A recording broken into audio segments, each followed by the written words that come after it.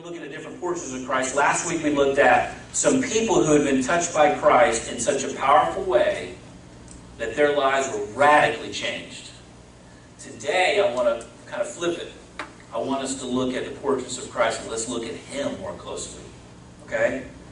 My hope is to unpack for you the excellencies and wonderful realities of our Lord. As the Apostle Paul himself said, listen to this, Philippians 3. I count all things as loss compared to what? Knowing Christ my Lord. Did you hear what the Apostle Paul just said? Everything in life I count as loss compared to knowing Jesus. How wonderful is that? That's the kind of heart I want to have, people. I hope you do too. And listen, he's not talking about facts and figures, and you're taking a class on Christology, which I did in seminary. He's not talking about that. Now that's part of it, isn't it? Learning theology, learning what the church has said about Jesus over thousands of years of church history. That's part of it. He's talking about knowing. Now listen, if I gave you, everybody in this room, a handout right now, and I handed out to you a handout on the Grand Canyon, and we went over all the statistics and the numbers and the descriptions of it, even see pictures of it, that would be cool, right? We would learn about the Grand Canyon. Pretty cool canyon. You ever been? Anybody been? But what if I said, hey, listen, I'm going to take us to the Grand Canyon. Who wants to go?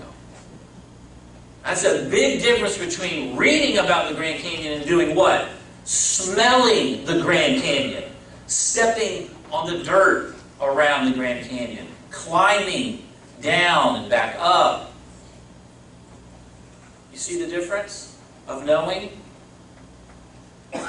If all you know of Jesus Christ is what you learn in a Sunday school class or what you learn from a sermon, you're missing out. You're not understanding that verse.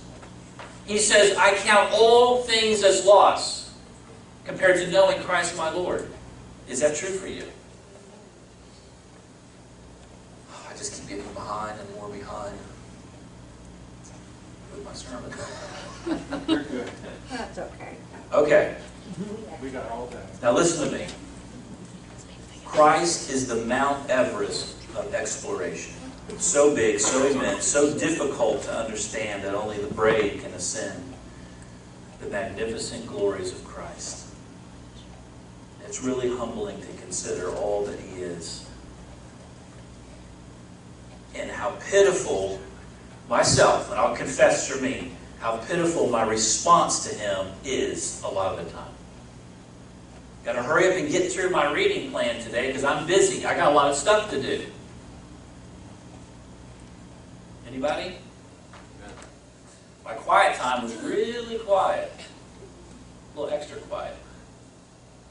Because I really wasn't focusing. I really wasn't concentrating. I really wasn't allowing what I'm reading as God's truth to impact my heart.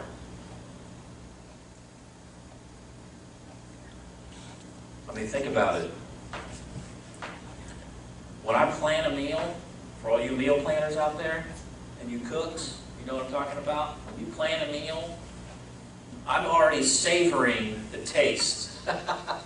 As I'm in the grocery store, going through the aisles, picking up the little pieces and putting this thing together, I'm anticipating what? The joy of eating this good food that I'm about to prepare. Well, I think it's good. Anyway. Think about this. My daughter says, hey, Dad, can I have some popcorn?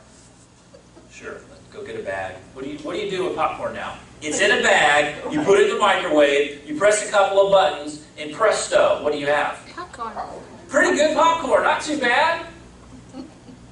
Unfortunately, that is how I approach my relationship to the Lord way too often. Way too often. It's Jiffy Pop Christianity. Just coin that. I've patented that. Jiffy Pop Christianity. Seriously? Jesus Christ, the King of Kings, the Lord of Lords, the Master of the universe, and I give him a little bit of my time, a little bit of my attention. I got a little coffee mug that has his name on it. Woo! I'm going places. Drinking some coffee with Jesus. I mean, seriously, this is ridiculous, my approach to him so often. But let me tell you about those moments when I take out time, I carve out of my schedule time to spend with the Lord. It's some of the greatest moments of my week. Beautiful, transcendent, glorious moments just spent, me and him, talking about life. Lord, I want to update you on some things. Don't worry about updating me, Jeremy. I know everything. Okay, I forgot. There's no place I can go where he has not already what? That's where he's already stood there. God, here's my heart. Take it. Here's my stuff. Here's my junk. Here's my hang-ups. Here's everything. I want to get it out. I want to talk to you about it. And you know what he does? You know what he does with me? It's hard for my kids to figure this out, but when I sit down and tell them, all right, tell me what happened. Somebody's bleeding, somebody's not. Okay, what exactly happened here, Cade? Did you hit your sister again? Or the vice versa? And he's a pacifist, for the record. He's not very violent. He's like me. And so I asked him, what happened? And I want them to tell me what happened. I want them to get it out. Describe to me what happened. Now they're often what?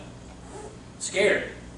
They want to tell me all the details. Well, first this happened, and then this. No, I don't want to hear all that preliminary prelude stuff. What happened? And if I raise my voice, and they're even more scared to tell me what happened. But I want them to get out what it is that they did, and then I have them reconcile and restore and hug and love each other, help one another. But it's important to get stuff out, isn't it? And here's the thing. When I get stuff out with the Lord, you know what he doesn't do? He doesn't smack me over the head. Jeremy, what is up with you, dude? Seriously? Let's go. You have all my divine power in you. I give it to you. And you're still tripping up over stuff. It's not what he does. What does he do? Come here. Bring it in. Bring it in. He gives me a hug. Tells me about his love. Reminds me of the beauty and the mercy and the wonder of the cross.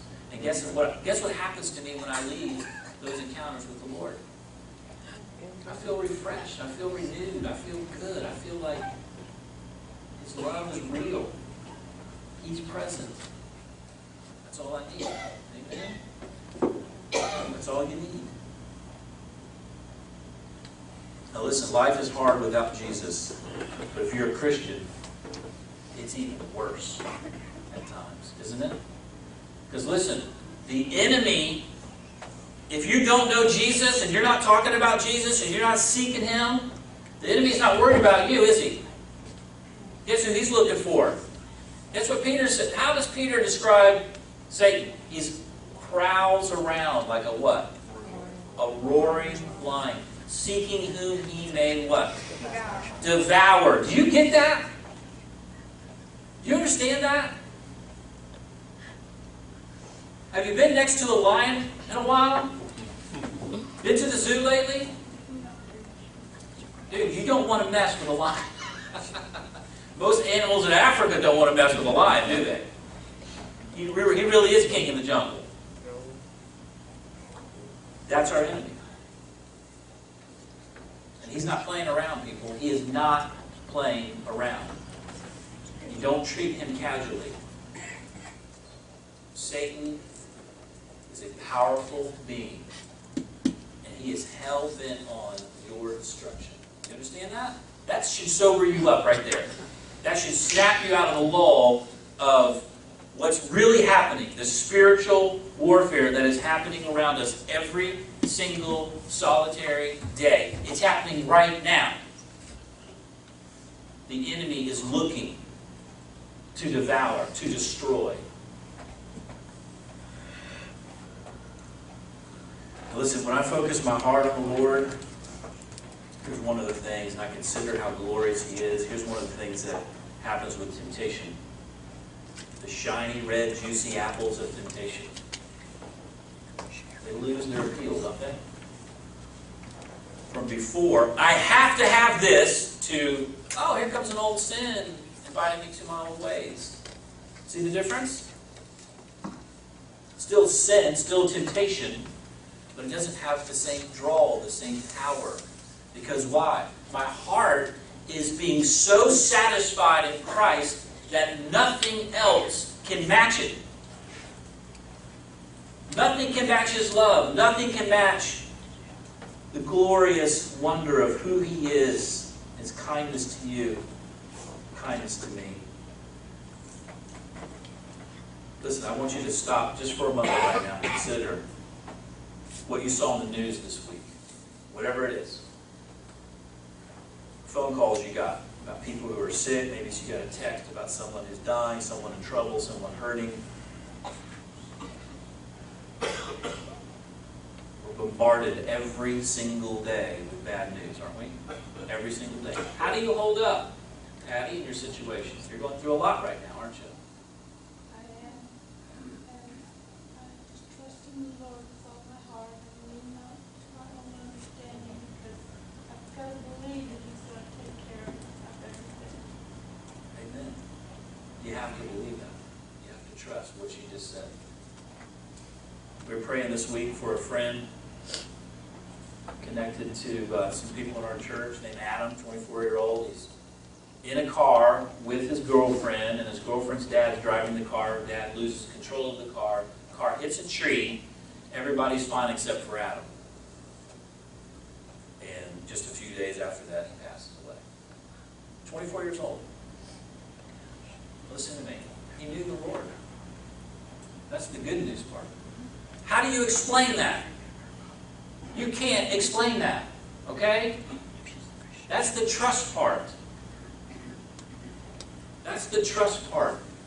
24-year-old looking at the rest of his life gone like that. That's reality, folks. That's people who are dying all over the world every single day, every single age. I told you all about Louis. Remember Louis last week? Little 8-year-old battling cancer. And he's near the end when he passed away.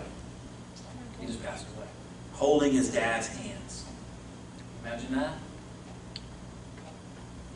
It just broke my heart to hear that. But he did know the Lord. On the other side. So how do you get through life with the world being so tough? Listen to what the Apostle Paul says. He says in 2 Corinthians 4, and I'll just read it to you. Just listen to this. We are afflicted in every way, but not crushed. We're perplexed, but not driven to despair. Persecuted, but not forsaken. Struck down, but not destroyed. Always carrying in the body the death of Jesus, so that the life of Jesus may also be manifested in our bodies, our lives. For we who live are always being given over to death for Jesus' sake, so that the life of Jesus also may be manifested in the mortal flesh. Listen to this. So we do not lose heart. Though our outer self is wasting away, our inner self is being renewed day by day. Listen to what he describes, the affliction and tribulation he went through. For this light, momentary affliction. Wow. Have you read the book of Acts lately? Do you see what happens to the Apostle Paul in almost every city, every town he goes to? Persecution, tribulation, trials, difficulties, suffering beyond what we can imagine this guy went through. And this, you hear what he just said? For this light, momentary affliction is preparing for us an eternal weight of glory beyond all comparison. Wow. This is what he's saying, everybody. Whatever it is you're going through, whatever struggle, whatever difficulty you're going through in this life, compared to what we will experience when we come face to face with the living God, is light and momentary in comparison. Amen? We have to have that perspective. Guess who's not preaching this on Sunday mornings on television? Most of those yahoos on TV are not preaching that. Why? This doesn't sell. But this is reality. You got it? This is reality.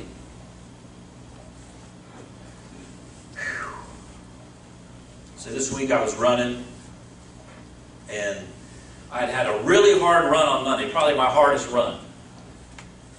Woke up the next morning around 3 because our little daughter Carly was sick, you know, all the allergy stuff that's going around, bloody nose and all that because the air's so dry.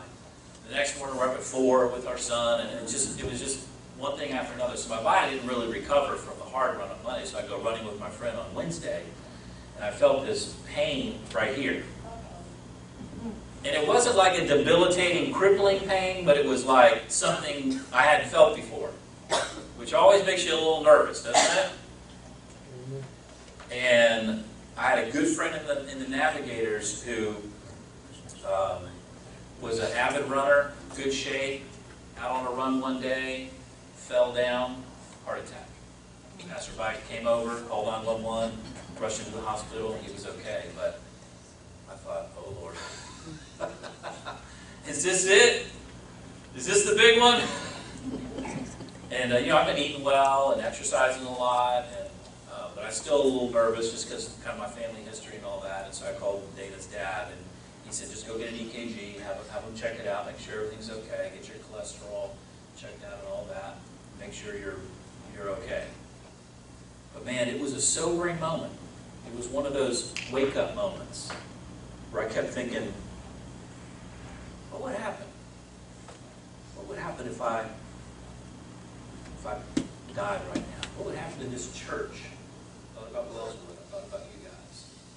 Lord, bring a guy to them that will love them well, have vision for them, take them to the cross every week.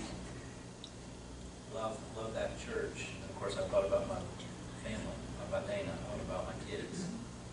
I thought, oh, Lord, I don't want to abandon my kids. It would just be soul crushing to me. But I know that if that's your plan, you would take care of them. Bring them a stepfather who loves you radically and will take care of them. I mean, just all these those moments in life when you press up to your mortality and you think through things. Lord, I need to go get a checkup. That's what conversation I have with God. John 14, 1 through 7. That's the one you'll have up here. Beautiful, beautiful passage. Jesus is very near being arrested, taken and beaten, go through mock trials.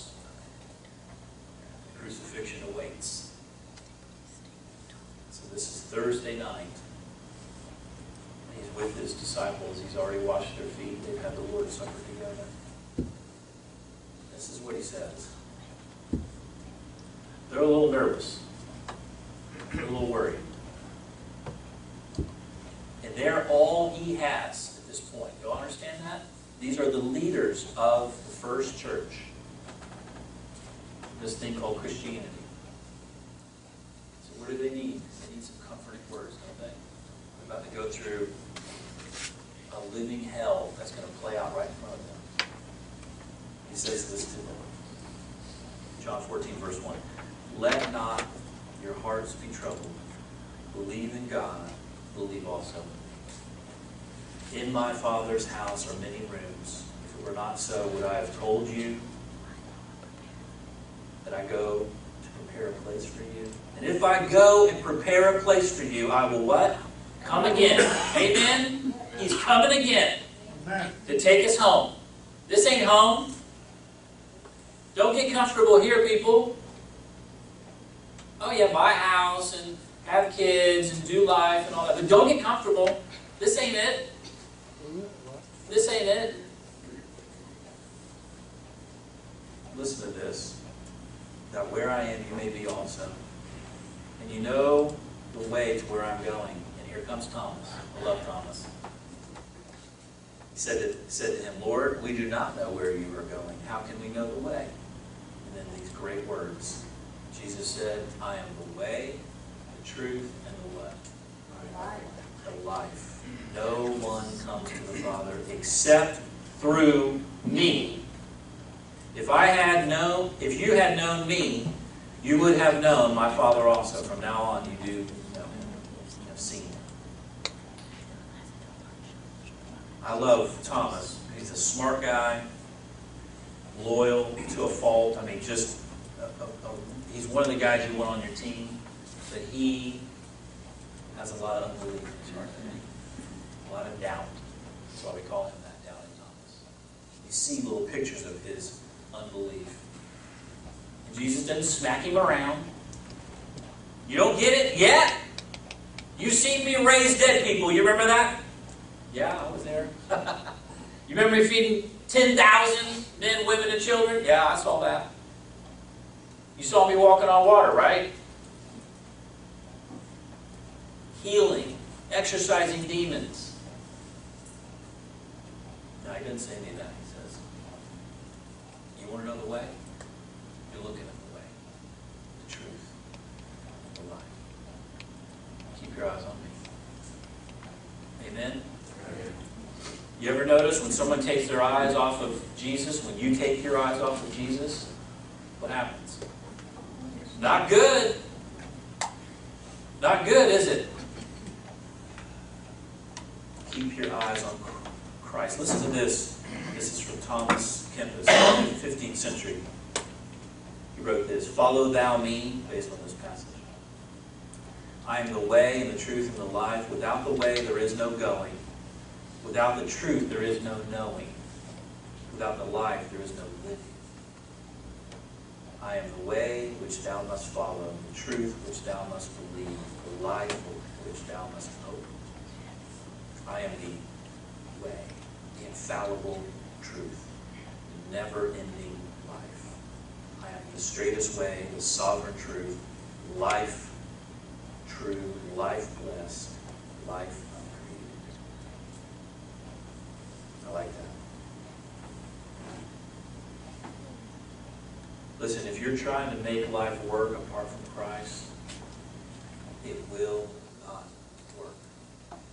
Do you remember his conversation that he had with the rich young ruler? Guess what the rich young ruler was trying to do? Trying to make life work apart from Christ. And when they had the conversation, Jesus knew there was one thing that needed to change. Do you remember? He says to him, go sell what? Everything. Give it to the poor.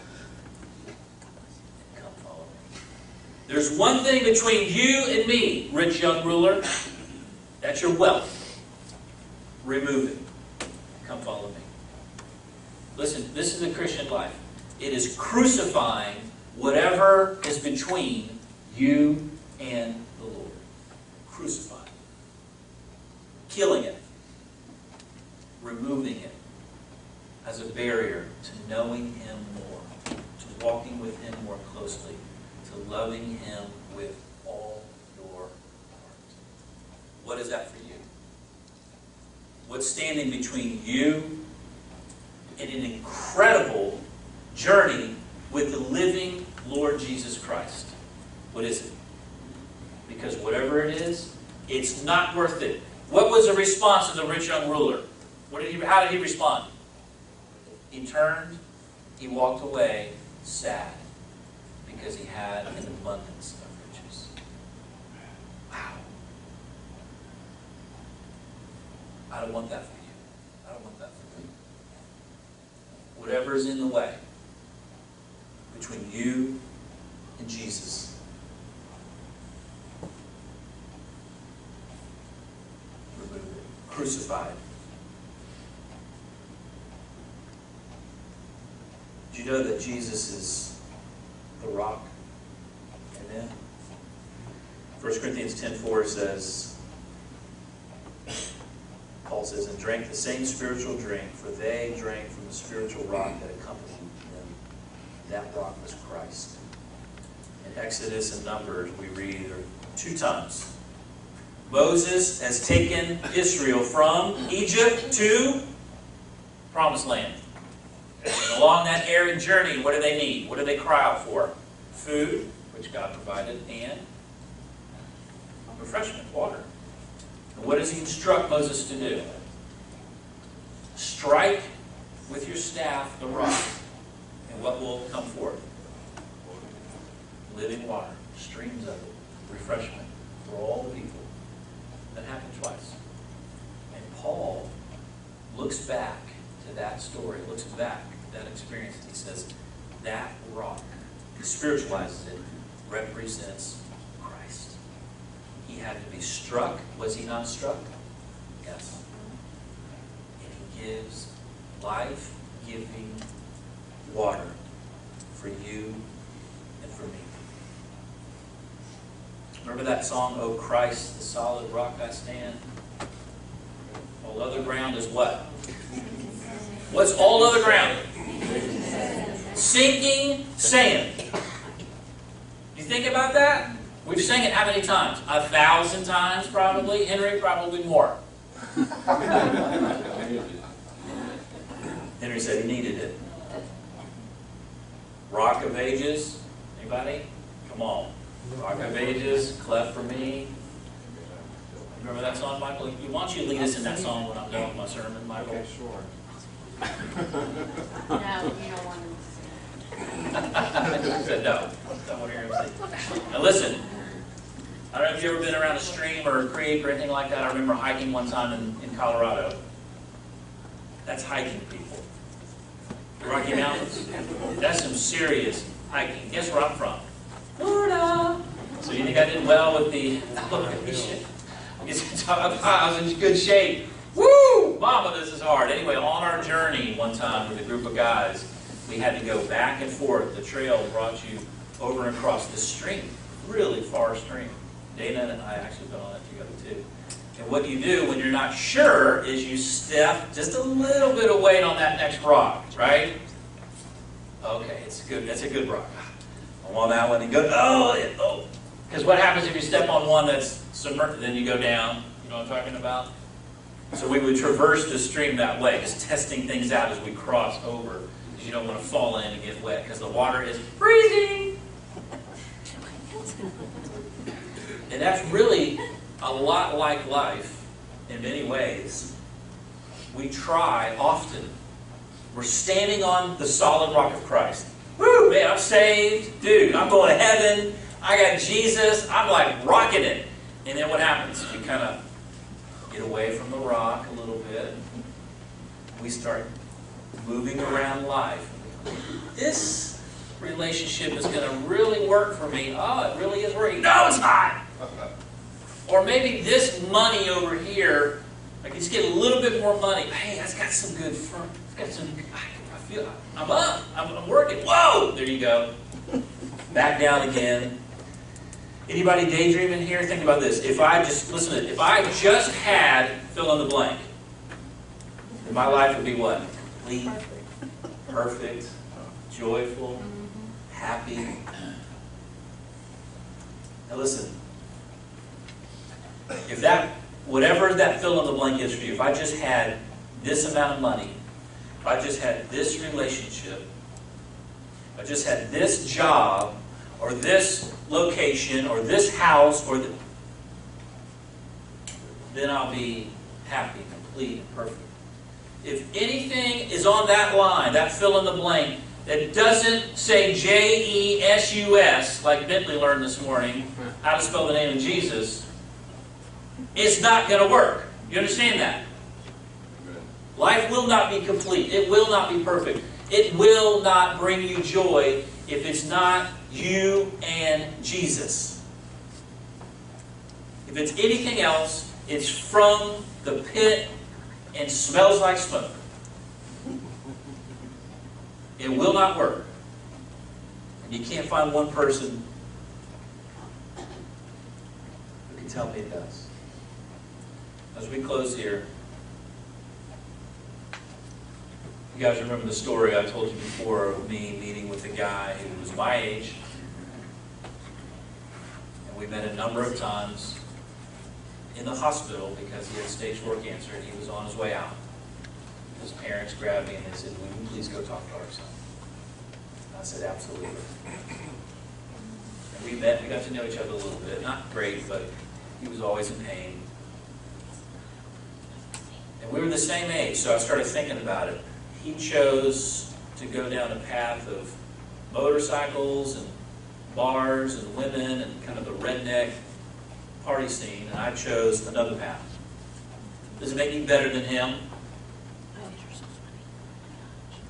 But he lived a life really apart from Christ. And what I said to him was, I said, "Look, your past isn't the past. You need to talk to Jesus today. You can't be hung up on what you did in the past.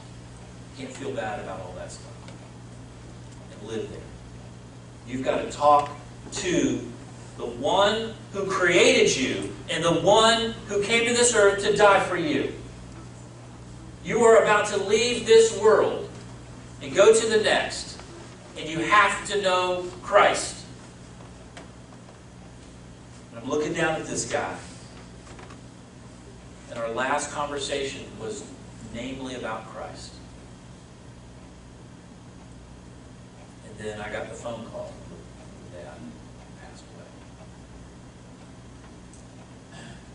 And I really believe the last time I talked to him, and I asked him about the Lord, I said, "Have you been talking to him?" He said, "Yes."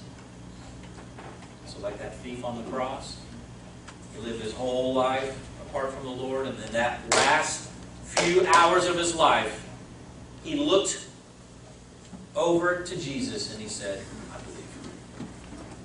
Amen? Amen. Listen, I don't know how long you have in this life. I don't know how long I have. Okay? God does know. And here's what I want for you. I want you to dive into the Word. I want you to get into the New Testament. I want you to unpack for yourself the beauty and the wonder of who Jesus is. Seek it, savor it, taste it. Make it part of your heart. Make it part of your life. Like the songs were saying, take the steps of trusting Him. You will not be disappointed. Amen? Amen. Testimony after testimony after testimony in here of people who said, "I love the Lord. Life has been hard, but I've loved the Lord. He's been faithful to me, and I will trust in Him. It's been tough, but I've not been disappointed by Jesus." He's not in the business of disappointing you. He doesn't always tell you exactly what's going on, does He? Does He explain everything to you? That's why we're talking about faith and trust. Did you know that He's with you? He's on your behalf. He's working in your heart, working in your life. And He wants what's best for you. And He loves you. Amen. So as we pray, I want you to just think about diving into the Word, learning more about Christ, not being satisfied with your understanding of who He is, but ever increasing in your knowledge, in your experience of walking with the Lord. I challenge you to do that. If you don't know Him, please come and talk to me. Come and talk to one of the leaders in this church. We want to help you come into a relationship with Christ. Because you do it by confessing your sin and acknowledging who He is, and that He died for your sin. And you will have new life. Amen? You will be born again.